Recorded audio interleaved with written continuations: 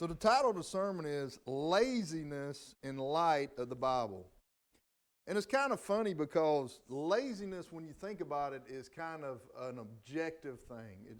It's subjective to what you think. It's kind of like craziness. When somebody's crazy, you may see somebody, and I see people all the time, they're talking to the sign, and you don't think they have a Bluetooth. It's usually the transient people that are walking around. I saw one guy, he was talking to a stop sign, and he was carrying on a conversation. And most people would say he's crazy. But if you ask him and said, hey, are you crazy? He'd probably say, no, I'm not crazy. There's another guy down the street that's even crazier. So laziness sometimes is what we think. We compare ourselves to other people and say, I'm not lazy because of this person is lazier than me. So we're just going to compare it with the Bible. And I've got 11 points of what the Bible says of what laziness is. So the first point is lazy people have to be supervised. Lazy people have to be supervised. So go to Proverbs 6. Proverbs 6. So people who have to be supervised, they can't just go out and do their work. And, you know, like I said, a lot of us can find some of these points to be what we are, but then some of them we see that we don't do these things. But nobody in here will say, I don't do any of these 11 things, I guarantee you. There's probably something that we can all improve on. And that's the thing about laziness. And what we want to do is we want to see how would God look at us as lazy. Because we can look at each other and compare ourselves to each other, but that's just not fair. But what would God look at us and how would he compare us? So Proverbs 6, verse 6. Go to the ant, thou sluggard. Consider her ways and be wise, which having no guide, overseer, or ruler. So we see here, this is written by Solomon, who's one of the wisest men that will ever walk on this earth. And he's saying, look at the ant. A sluggard is somebody who's lazy or a sloth or whatever. We're going to use that word too, sluggard. He's saying, go to the ant. Look at the ant. See, nobody has to tell the ant to go out and find food. Nobody has to tell the ant to go find food before it gets wintertime. There's no body or nothing that tells it. The ant automatically knows that before it gets wintertime, before it goes in hibernation, like it's cold now, it has to go out and find food. It has to go out and store that food. That's what it has to do, having no guide, overseer, or ruler. So there's nobody telling the ant what to do. Go to Ephesians 6. Keep your finger in Proverbs 6. We're going to go back to Proverbs 6. But go to Ephesians 6. And I go to a lot of different places and I deliver freight different places. And you see different people doing different things. And that's kind of where I got this sermon from, because I've had this sermon probably for a while now. Because you notice that when Thanksgiving comes around, you have a change in people where right after Thanksgiving, between Thanksgiving and Christmas, people just start getting lazier. They just don't want to really do anything because they know the Christmas is coming up. They know Thanksgiving is there. And right between those two periods of time, between November and December, is when people really get lazy, because I guess they just realize that they're going to be off work or whatever.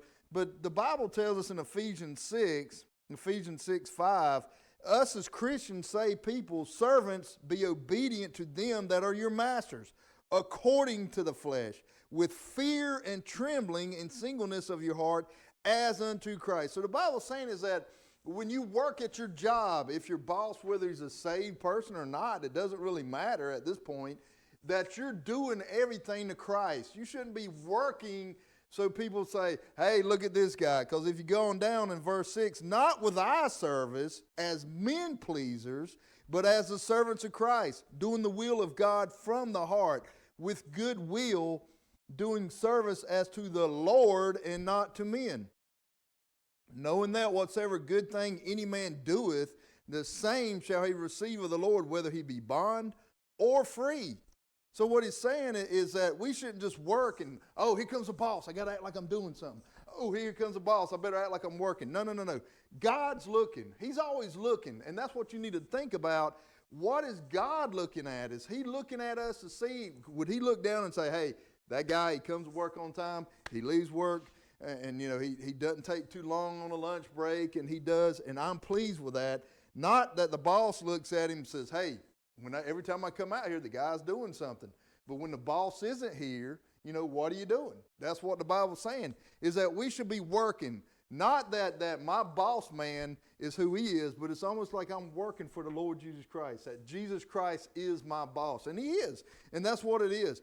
And on the other side, too, if we don't get that raise, and we say, man, I deserve that raise, that guy doesn't deserve it, that if you read verse 9, knowing that whatsoever good thing any man doeth, the same shall he receive of the Lord, whether he be bond or free. So the Bible's saying is that when we go to work and we do work, we may not get what we deserve. We may not get what we deserve because the boss didn't give it, but God sees it, and he's always going to give it. And the best example I can use, and I just thought about this, is Jacob. He worked for his future father-in-law for 7 years to get Rachel as his wife, but then he worked, and then he didn't get it. But at the end, God blessed him at the end. So even if you don't get a raise, and you say, man, I deserve a raise, I've been working this long and I haven't got a raise, God's going to repay you somehow. With that in mind, go back to Proverbs 6. So the first point is lazy people had to be supervised. And, this is something I've really, since I was a young man, I really didn't have to do. Some people do have to be supervised. I want you to understand that some people go to work and the boss says, hey, this is what you got to do, this is what you got to do. I don't have that kind of job. I know at 5 o'clock in the morning, I got to take a trailer of freight down from Tifton to Tallahassee, and I know that. And if I don't do it, then it's not going to get done. I know what I got to do. I know I got to get in my truck. I got a pre-trip. I got to hook up to the trailer and drive down to Tallahassee. I know that. Then when I get to Tallahassee, I got to unload freight. But there's some people, their boss, they don't have that opportunity. They don't know what they're going to do ahead of time. And I'm not saying that. But if you have that kind of job that you know as soon as you walk in the door, I got to do this, and this, and you have to have somebody tell you to do that, then you might be what I'm talking about. You might be partially lazy because you have to be supervised. The second point is lazy people do not plan ahead. They do not plan ahead. They do not think about ahead. They're thinking about right now. See, you can always see people at the grocery store when you see them and they're buying, when they go in the middle of the grocery store. You know what I mean? On the outside of the grocery store, what is that? That's all vegetables and stuff that has to be cooked and this, that, and other. The stuff that can go bad in days, that's the stuff that I'm talking about. But in the middle of the grocery store, what do you have? You got ready-made pizzas. You got ready-made this, ready-made that. And there are always people who are buying bags of chips and eating them for lunch. That's what you know. They're not planning ahead. They're not thinking about, well, a couple of days from now, I might want to eat something else. And I've seen people, they go to the grocery store every day. Now, if you got a big family, that's different. But if you've got just a small family and they're just buying for that day, they're not preparing ahead of time. Proverbs 6:8. Provideth her meal in the summer. Again, we're talking about the ant. In the summer and gathereth her food in the harvest. See, the ant prepares. The ant realizes that in the wintertime, it doesn't usually get as cold as it is today. Today it was 27 degrees this morning. It's usually not that cold. So sometimes it may be warm one day and cool the next. So we don't really have an idea of animals hibernating, but the ant does hibernate. They hibernate inside. They won't come out. You can go out there and kick an anthill, and you're not going to see any ants out there. In fact, we were doing that yesterday. There was looked like an anthill around where the water was, and there's no ants, because they're deep underground. That's where they're at. They're trying to stay warm. So that's what it's saying, is that during the summertime, the ant knows, hey, it's going to get cold, especially up north where it really does get cold. They know that the ground may be frozen or whatever, and they may not find any food, so they're preparing ahead of time. So lazy people, they don't plan ahead. They don't think about, well, tomorrow I might need to go to the grocery store for tomorrow. They're planning for today. And look, there's nothing wrong with eating stuff in the middle. I eat the stuff in the middle too. But when that's all your diet consists of is chips and stuff like that, you're not really planning ahead because, I can sit down right now and eat a whole bag of chips and it's gone. And then you got to go back to the grocery store and buy more chips. But that's what you see, is that some people, they don't plan ahead for tomorrow. The third point is lazy people sleep a lot. So keep staying in Proverbs 6. And look, we all need rest. That's not what I'm saying. But what I found out is that when I sleep and I lay down and sleep, and I sleep longer than I normally do, usually about 6 or 7 hours, I want to sleep more. And that's what it's saying. Verse 9. Proverbs 6:9, lazy people sleep a lot. How long wilt thou sleep, O sluggard? When wilt thou arise out of thy sleep? Yet a little sleep, a little slumber, a little folding of the hands asleep. So shall thy poverty come as one that travaileth, and thy want as an armed man. So what you see is that these people that are under the bridge, they don't want to be told anything. They live under the bridge. Nah, mama's not going to tell me when to get up or whatever, not going to tell me to go to school. I want to live my life the way I want to. What do you see? They're poor. They're begging for money. And my question is this: when they get to the point when there's no more cash available, when cash is gone and we don't have any cash anymore, how are they going to get money? You know, they're going to take a cell phone with one of those swipey things and swipe and say, hey, give me $5. Okay. You know, how are they going to do that? How are they going to survive? I don't know. I just wondered that. I saw that the other day. A guy was like, hey, God bless, and he spelled God wrong in a little g. I was like, I wouldn't give you any money if I wanted to, because you didn't even put a big G for God. But when the money's gone, what are they going to do? Go to Proverbs 20. A couple pages over Proverbs 20. There's a lot. If you just, reading the Bible and you say, hey, I want to read something that I can get something out of. You can get something out of everything, but Proverbs, there's 31 chapters. You read a chapter a day for each day of the week. Like today's the 23rd, read chapter 23. You're going to get something out of it. Most definitely, because this is written by one of the wisest men on the planet. Proverbs 20:13, love not sleep, lest thou come to poverty. Open thine eyes, and thou shalt be satisfied with bread. So it's saying, love not to sleep. And look, what you find out is lazy people, they like to sleep. Now look, I'm not saying that if you're sick or you're tired, maybe you overdo it or whatever, do more than you're supposed to, or whatever, you need more sleep. Hey, I get that. Sometimes, I feel tired and I sleep longer, but that's not what I'm talking about. There are people literally that will sleep, 12 hours a day, 14 hours a day, and they'll go to Walmart in their pajamas or whatever. And that's what I'm talking about, is people who are like that. They love sleep. And you ask them, hey, what are you going to do this? Well, I'm going to sleep. But what it's saying is that it's going to come to poverty. Eventually they're going to sleep so much that they're going to be poor. The fourth point is laziness causes more laziness. Go to Proverbs 19, one page over. Laziness causes more laziness. So what you find out is you think, hey, if I rest and I sleep more, then I'm going to get rested, I'm going to get up, and I'm going to be able to be ready to go. If I sleep for 12 hours today, man, I'll be ready to go. But that's not really true. In fact, you'll find out that when you sleep, you're tireder sometimes. When you get more sleep than you're required, because look, this is a false thing. Don't ever think that you can make up for sleep that you've lost. It's not going to happen, folks. You can't, if you stayed up for 24 hours doing something or whatever. I remember when I used to work day shift and night shift, I'd say, well, I'm going to try to stay up 24 hours so I can prepare for being up. It doesn't work that way. Your body just is not designed that way. You can't make up for lost sleep. All you can do is try to prepare yourself where you can think clearly. So don't ever think, well, I'm going to make up for that lost 24 hours by sleeping 24 hours. No, when you get up 24 hours later, you're just going to be even tireder. So don't think that. That's not the way God created our bodies. But in Proverbs 19:15, slothfulness, which is laziness, you know what a sloth is. It's a very slow animal or a snail or something like that. What it's saying is a sloth is so lazy that it casts into deep sleep. An idle soul shall suffer hunger. So an idle soul, what does idle mean? Well, if you put a vehicle in idle or neutral, it's not going forward, it's not going backwards. It's idle. It's not doing anything. So what it's saying, a person that is idle, that's not doing anything, they're going to be hungry. These people out there that are begging for food, begging for money, whatever, they're idle. They're not doing anything. They're not working. And the Bible makes it clear that if you don't work, you shouldn't eat. I'm fixing to get that in a minute. I got ahead of myself.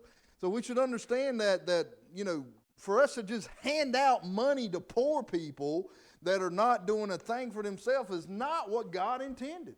He did not intend for us to just go out and give money to somebody that is out there not working. And, most of them you see out there that I see in Tallahassee, they're more able-bodied than I am. They're younger than I am. And they're, oh, well, I'm on my bad luck or whatever. No. You're just lazy. That's all it is. You just don't want to do anything.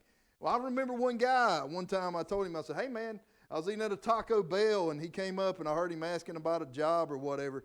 And he said, hey, man, can you give me some money? I said, no, but there's a job available down the road. And he said, well, we just want some food. I said, well, you got a buggy full of canned goods. Well, we don't want to eat that. I said, well, go find you a job and work, and then you can eat what you want to eat. Then you can go into Taco Bell. But right now you got a buggy full of canned goods that I guess they stole out of the garbage can or something. I don't know. But they were around the Walmart. And I said, look, that's the choice. The choice I can choose is I can choose what I want to eat. Why? Because I go out and work. You can have that same opportunity. If not, then you just need to eat whatever you can eat. Anyway, go to Proverbs 26. A lot of stuff in Proverbs about being lazy. Proverbs 26:14. 13. A slothful man saith, go to 14. As the door turneth upon its hinges, so doth the slothful man upon his bed. So we're talking about people that are lazy, and more laziness causes laziness. So if you think about that door on the hinges, just as it's turning and you open the door and it turns on its hinges, that's the same way a man lays in his bed and he turns and tosses and turns. And look, sometimes we just can't sleep. Last couple of days I couldn't sleep because I've been thinking about stuff. But that's what it's saying, is that a lazy man, sometimes that says, man, I tossed and turned all night. Maybe it's because you're not working. If you're not doing anything, I know whenever I'm off and I take some time off and I'm not working, maybe I'm just hanging out around the house, I don't sleep very good because I'm not tired. When you lay down to go to sleep and it's nighttime, you say, all right, it's time to go to bed, and you're not tired because you've not done anything. I can tell you this, you go out and work a hard day's work of 8 or 9, 10 hours or whatever, and you get ready to lay down, the kids are always saying, Dad, why are you falling asleep? Well, it's because I get up at 3:30 in the morning and I get home about 5 in the evening. There's nothing to do but eat supper and go to bed. And that's why it is. The fifth point is a lazy person cannot be counted on. They cannot be counted on. You tell somebody to do something, and you give a lazy person something to do, and they will not be able to do it. Proverbs 10. And look, these are things not just in our own life that we think about, but how are you doing this with your spiritual life? Can God look at you and say, I can count on that person to do something. I can trust that person to do this. I can trust this person to go to church, to read the Bible, whatever. I trust that person.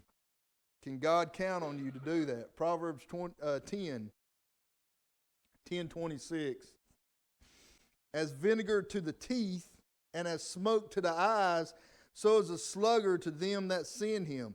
So, I've never had vinegar in my teeth, but I've had smoke in my eyes. You go stand out there by a campfire or something. We've all done that before. And as the campfire's burning and it gets in your eyes and it's burning your eyes, and it doesn't kill you, but it irritates you.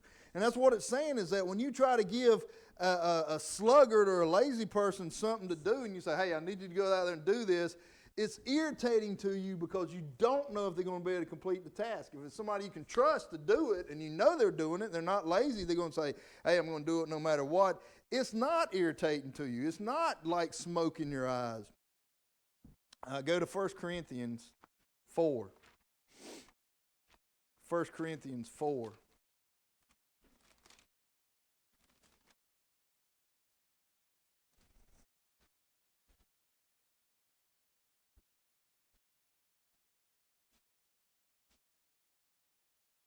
See, we want God to be able to count on us.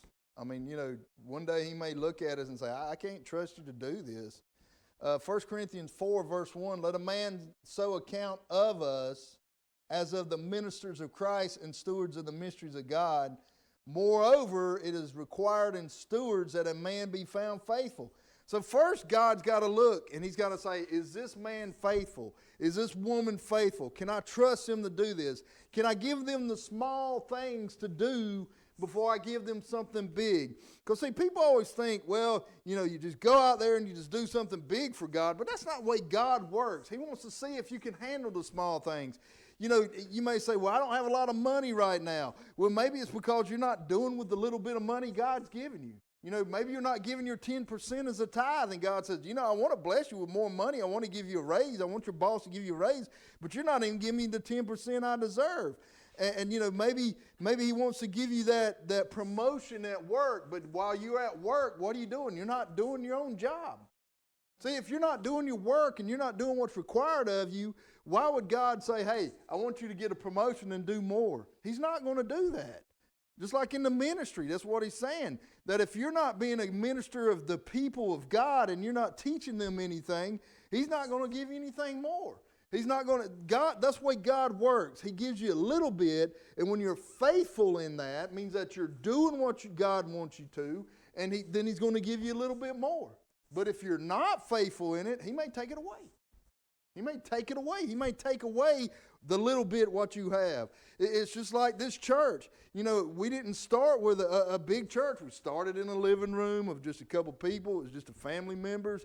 And then as it grew or whatever, and I think it's still going to grow when people want to know the truth. They're going to want to find a place. We ain't got a lot to offer here. We don't have indoor heating. We don't want to have indoor cooling. But what you will get here is doctrine of the Bible. And that's what we try to provide. So what is God? Can he say you are being faithful what he's given you?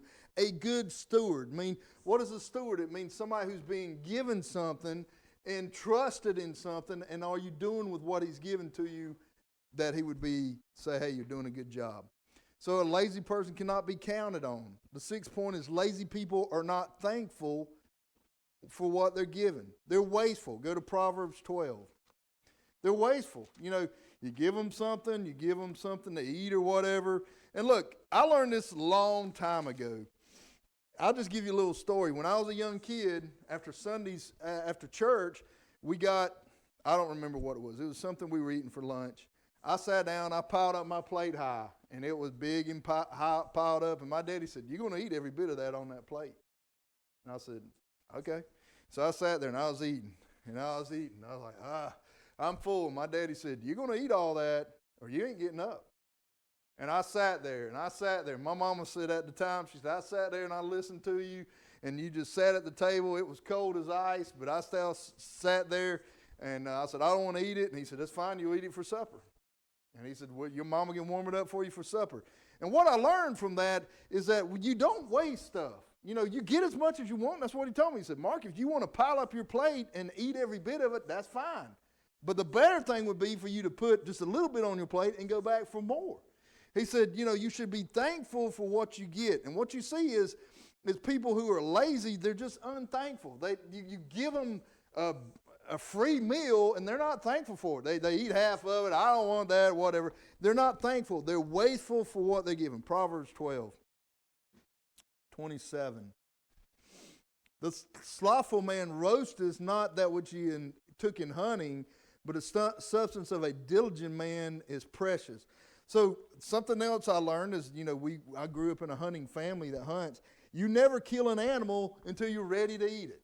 You just don't go out there and shoot a squirrel and say, hey, let's just go out there and target practice. I remember one time I was out there with my shotgun, and there's a little Tweety bird flying over there, and I shot it, and I had a couple birds, and I showed my dad. I was proud. He came home. He's like, well, what'd you do today? I said, well, I shot a couple of these birds. He said, you going to eat them?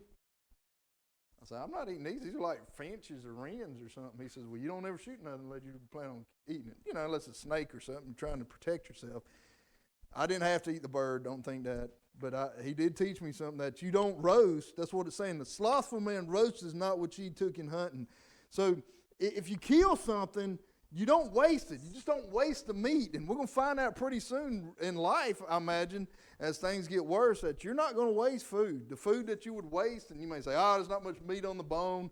You talk to people who grew up, during the Depression and even times during that, a big family. Sandra will tell you that certain people got parts of the chicken, and, they didn't leave food on the bone. You didn't leave meat on the bone because there's always something. You throw something in there, somebody else say, there's more meat on that bone. They clean the bone off. That's what we're talking about. It's not wasting anything. Go to Proverbs 18, one page over maybe. Proverbs 18:9.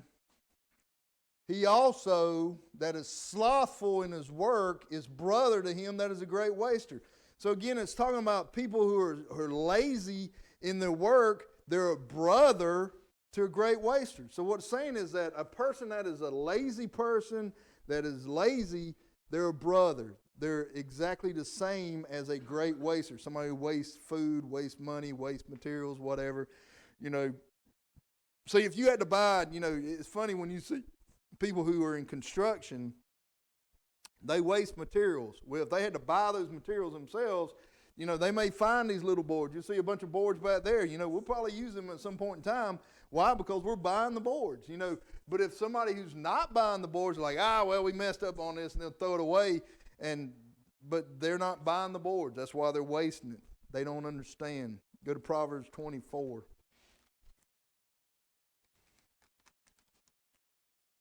Proverbs 24. 24 verse 30. And I went by the field of the slothful, which is the lazy person, and by the vineyard of the man void of understanding. And lo, it was all grown over with thorns, and nettles had covered the face thereof, and the stone wall thereof was broken down. Then I saw and considered it well. I looked upon it and received instruction. Yet a little sleep, a little slumber, a little folding of the hands asleep. So shall thy poverty come as one that travaileth, and thy want as an armed man. So what it's saying is that when you go by somebody's house and you see a field of thorns and weeds, we'd say weeds and nettles covered the face of a field, you know, what he's saying is used to that field had a bunch of fruit and stuff, but because they didn't take care of it, they didn't take out the weeds and the thorns. Now it's all grown up, and you know, you go to people's houses and you drive by and you see a car in the yard or whatever, an old car, and you can't find the car because the grass is so high or whatever. You know, that's what it's saying, is that you can tell a lazy person by their look of what their house is. The outside, is it the grass is cut or whatever. You know, I'm saying that some people, they don't have time to do that. I get that. But what it's saying is that the field of the slothful, you know, he could have gone out there and he could have maintained his field by taking the weeds out and the thorns, and had a vineyard, had some fruit to bear from it. But because he was lazy, the thorns and the thistles took over. So he doesn't have anything to show for it. He took all that time to grow those plants and crops out there, but because he didn't do anything with them, he doesn't have anything to show for it. That's what lazy people are thankful and wasteful for what they're given. Number 8, lazy people always have an excuse. Proverbs 15. Always an excuse. And I think about this verse all the time.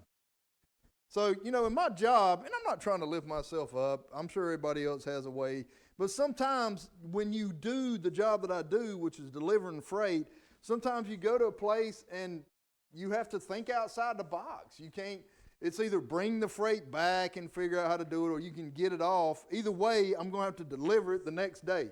So instead, sometimes, and this is just an example, you know, we have pallets, and on the truck we have stuff on the pallets. So sometimes you may go to a place and they may not have a forklift, you may not have a lift gate, you may not have any way of taking that whole pallet off. So what do? You have to tell people, hey, you know, I don't have any way of taking it off. And they say, well, you know, what are we going to do? Well, you got to think outside the box, and you may have to cut the plastic and take the pieces off the pallet. If not, you're going to have to bring it back the next day. So you can either take a little bit of time and take care of that instead of making an excuse, saying, well, you don't have a forklift, you can't get the freight. You know, that's not going to help anything.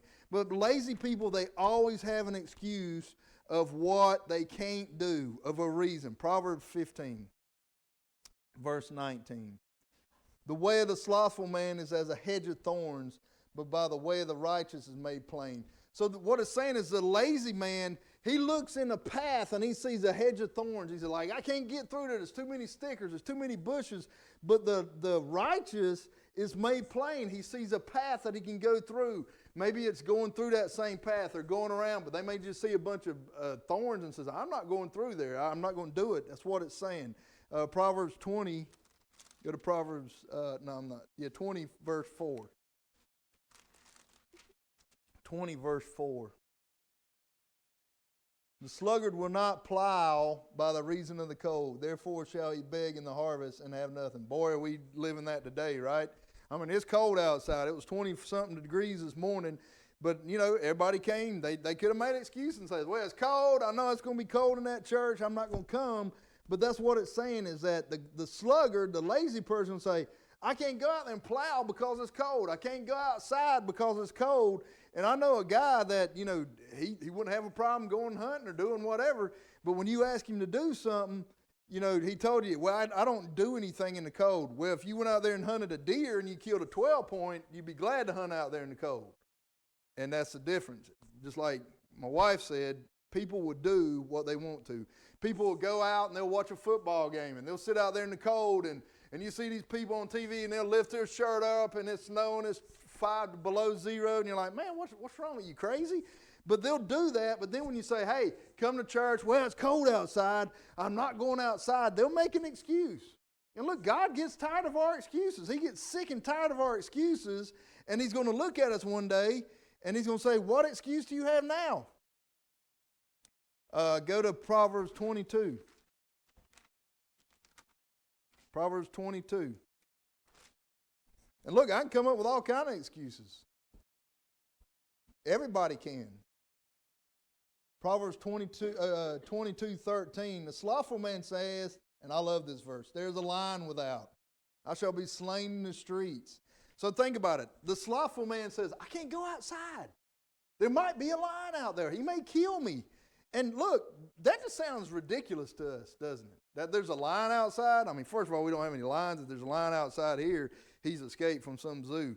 But that's literally what the lazy man is saying. He's making excuses for what he can't do because there's a lion out there.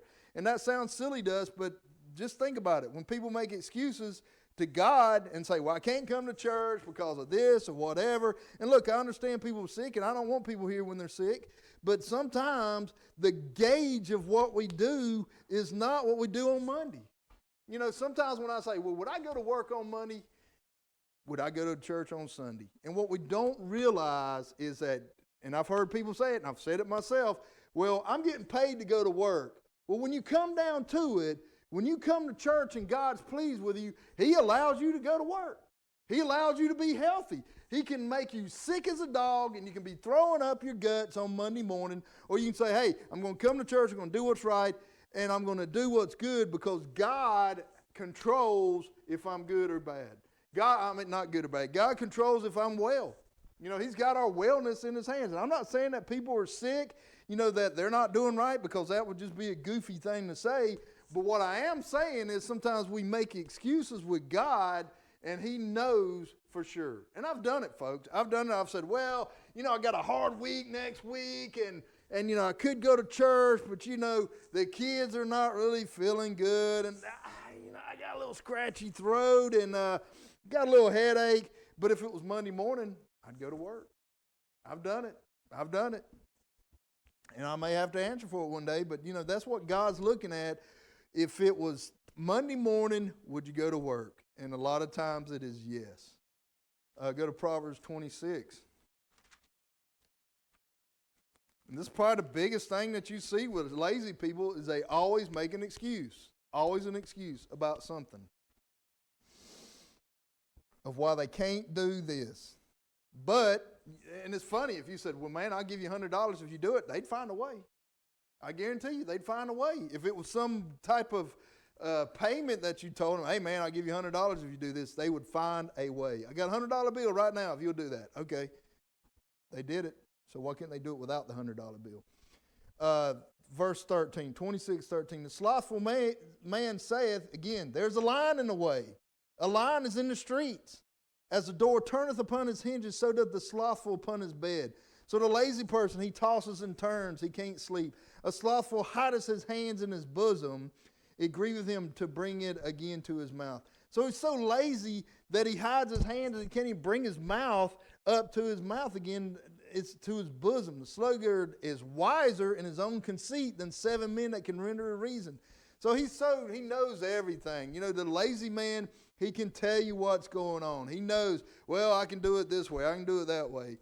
But they always make excuses of why they can't do anything. Number 9, lazy people have no ambition. Proverbs 21. They don't have any goals for themselves. You ask them, and look, I understand some people are young or whatever, but they don't have any ambition for doing anything. They don't say, well, in 5 years I see myself doing this, or 10 years I see myself doing that. They don't have any ambition of seeing what's in the future. Why? Just like we saw before, they don't plan ahead for what's going on. Now look, the job you're at, you may be happy doing it. You may be happy. I don't really want to be a supervisor. I've done that in law enforcement. I'm not really interested in babysitting people. I'm just happy doing the job I'm doing, which is going every day and delivering freight and going home. I'm just happy with doing that. And there's nothing wrong with that. That's not what I'm saying. But some people just have no ambition in life. They don't really think about what's ahead of what's coming to them. Proverbs 21:25, the desire of the slothful killeth him, for his hands refuse to labor. I talked about those lazy people that they don't think about ahead of time. They're just thinking about today. What can I do today? What money can I get out of people? What money can I ask people for today?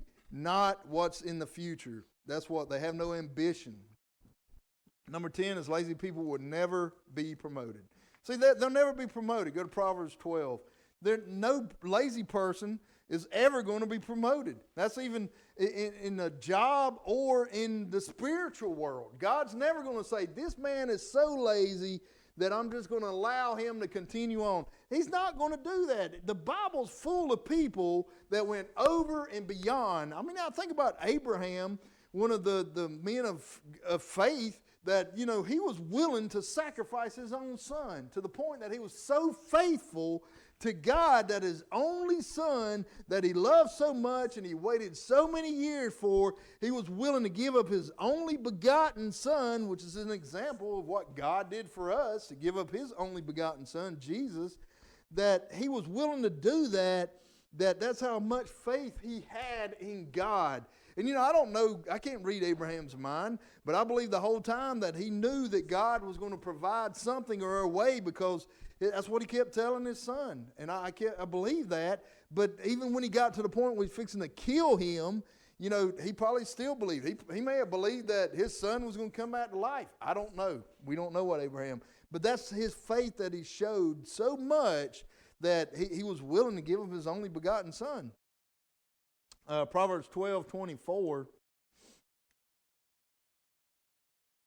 12:24. The hand of the diligent shall bear rule, but the slothful shall be under tribute. So when you think about lazy people not being promoted, they're always going to be under somebody. If you think about people, and look, I understand that there's some people, they just get on the hard luck or whatever. But when you think about these people who have welfare and this, that, and other, and they've lived generation after generation after generation, they don't have a problem going to the grocery store and swiping their card and getting buckets and buckets of ribs or whatever when we're just struggling to get food.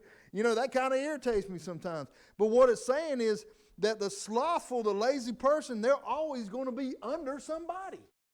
And look, we're always going to be under somebody because we got that umbrella of God and the Lord Jesus Christ. But what it's saying is they're always going to have somebody under them or on top of them saying, you've got to do this, you've got to do that. They're never going to be promoted. Those people that they live off of the government, they're always going to have to depend on the government. And one day the government may not come through. We may see a point in time where the government says, hey, we can't even do our own thing. We're not going to feed you anymore. Then what are these people going to do? They're either going to steal or whatever. Go to Genesis 47. Genesis 47.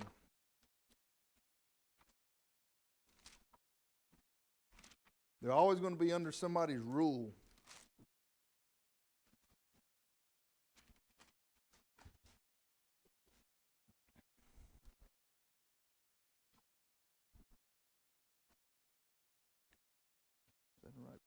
Genesis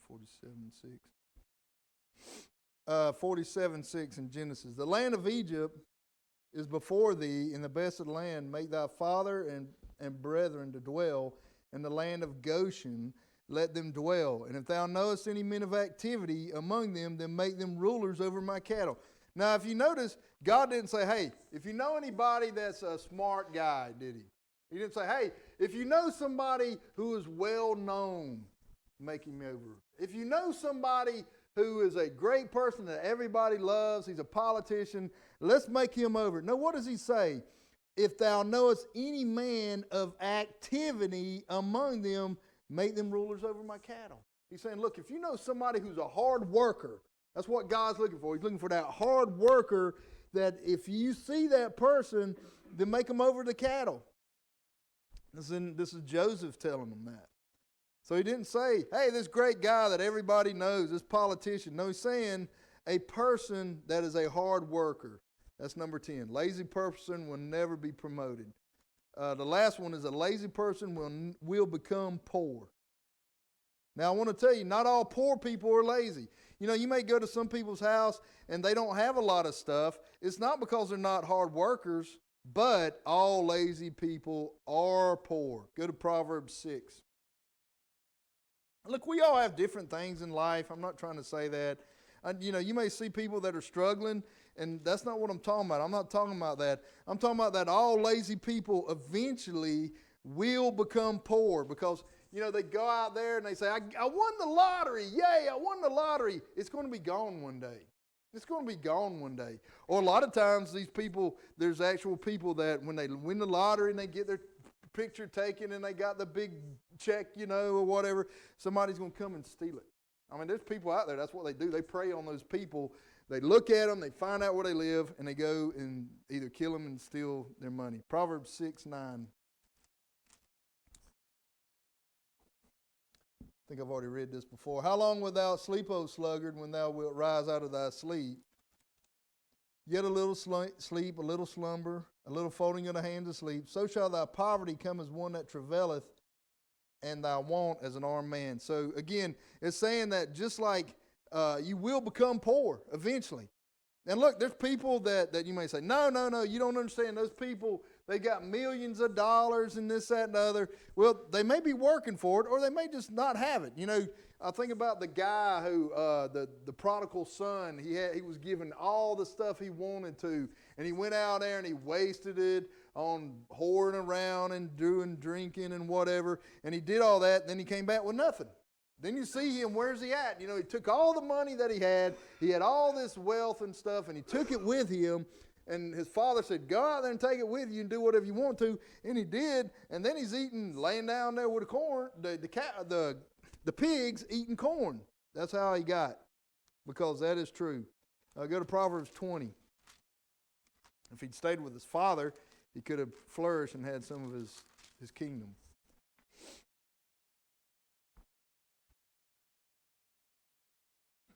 Love not sleep, lest thou come to poverty. Open thine eyes, and thou shalt be satisfied with bread. Again, it's talking about that lazy people, when they just want to sleep all the time, there's two things. One, sometimes lazy people, they can't go to sleep. You know, I remember that there's Lady Gaga. You know, she actually hired somebody to watch over her as she slept because she was possessed with demons and she couldn't sleep so much that she had somebody that was literally on her payroll that all they would do is watch her sleep, and when she started tossing and turning and demons or whatever was inside of her and she was acting stupid, they'd wake her up. You know, because she's a reprobate, because she's possessed by the devil. You know, that's what they had to do. That's the job that they had to do. Why? Because lazy people, they cannot sleep. These politicians that are out there killing people, they're killing babies and stuff. You know, the best thing we can hope is they can't sleep. And I guarantee you they can't sleep. You know, I'm not laying in bed thinking, all right, what about my 401k? You know, what do I need to do? What do I need to move my money to this place, to another company? You know, do I need to call my investor and say, hey, move this millions of dollars over here? I don't have it. I don't have to worry about that. I'm not tossing and turning. All I need to do is make sure I get enough sleep so I can drive down to Tallahassee and back. That's all I got to do. Proverbs 20. Did I read 13? Okay. Proverbs 10. Yeah, I went backwards. I don't know why I did that.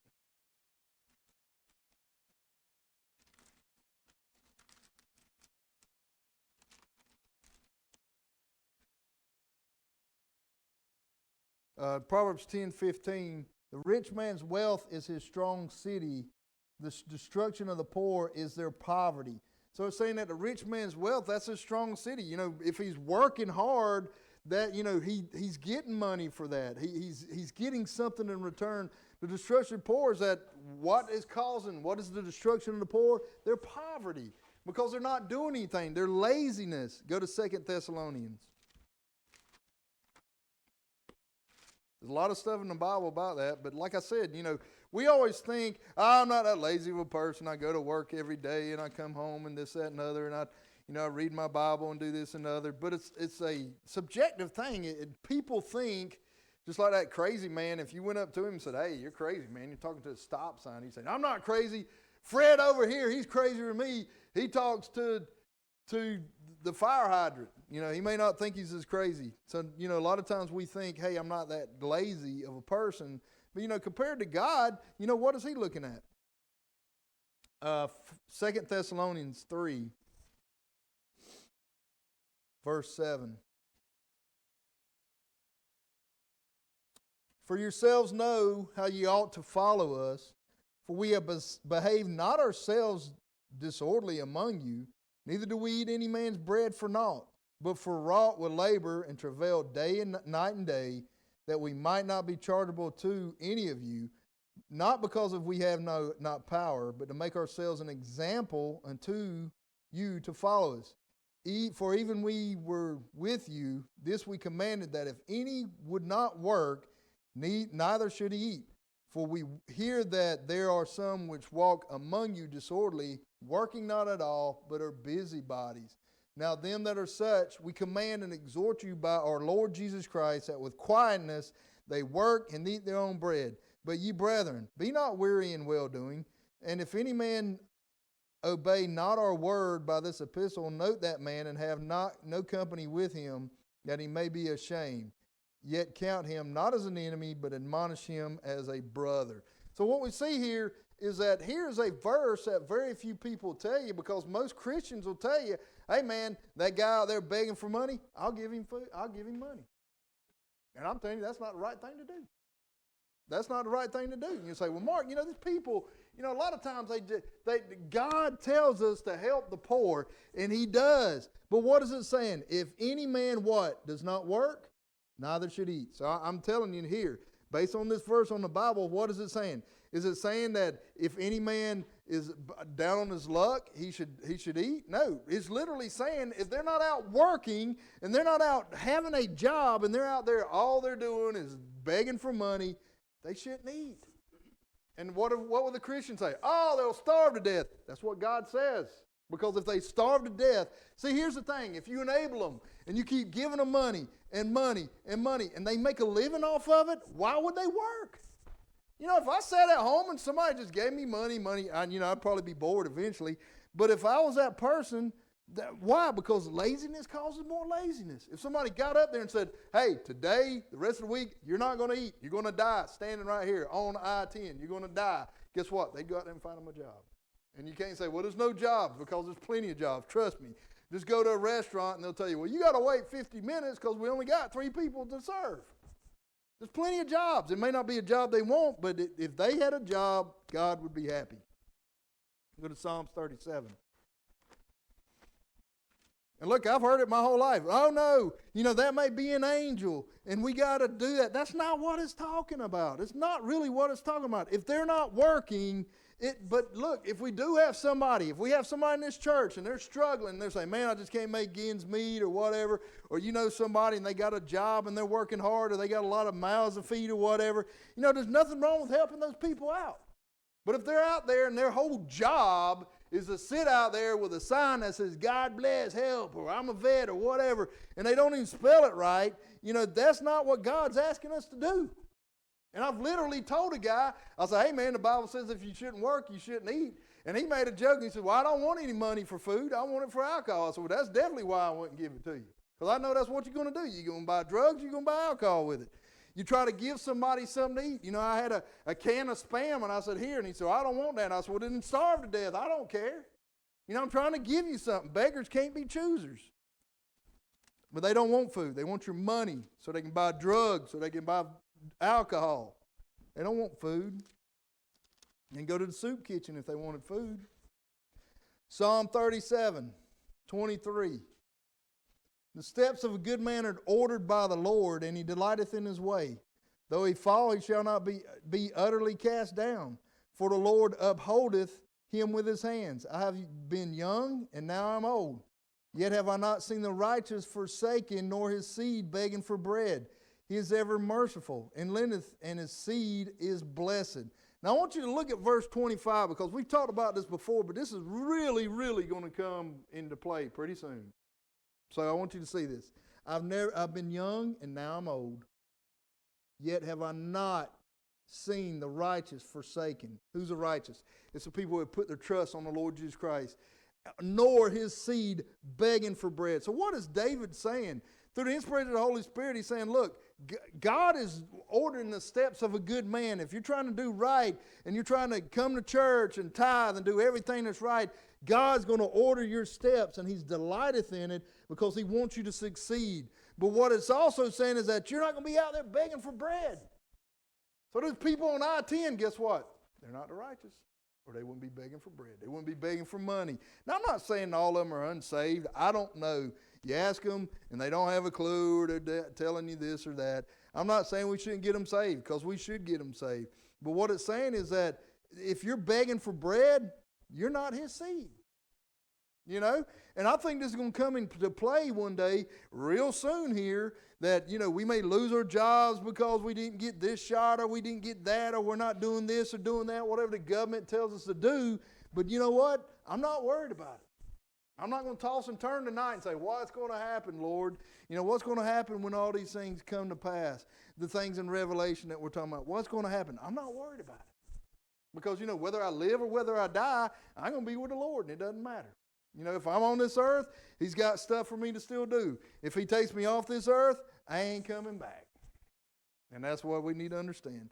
And like I said, as the things get harder and things come on, these things are going to really hit us home. We're going to think about these, and I want you to remember these, because when you're down on your luck and people are saying, where's God now? Where's he at now? You don't have anything.